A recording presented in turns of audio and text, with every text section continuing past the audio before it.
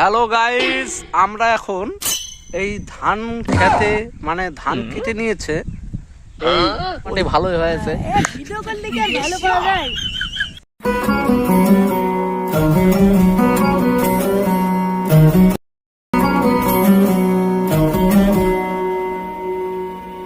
ওই ধারে ধারে সর্ষে লাগিয়েছে এবং এই ক্ষেতগুলো ফাঁকা, দারুণ রৌদ্র পড়েছে, তাই মানে রৌদ্র আমরা করে বাসায় এলে পোহায় বেড়াইছি, বুঝছো তো, রৌদ্র পোহায় বেড়াইছি। এই যে এটা হলো পাগলু, আজকে ওর জন্মদিন, সবাই উইশ করে দাও।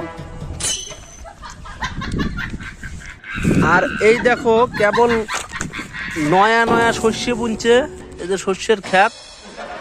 আর একদিন দেখাবো না যে শস্য খেতে আমাদের এখান থেকে অন্য খানিক দূরে, মানে অন্য এক জায়গায় আমাদের এখানে একটা খাড়ি আছে, সেইখানে শস্যা অনেক বড় বড় হয়ে গেছে শস্যা ক্ষেত, ওগুলো দেখাবো। শস্যা ফুলও ফুটে গেছে।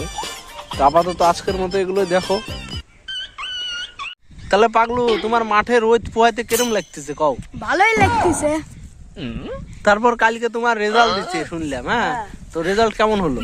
750-র মধ্যে পাইছি আমি 512। বাহ বাহ বাহ, কোন মোটামুটি ভালোই হয়েছে। ভিডিও করলে কি আর ভালো করা যায়?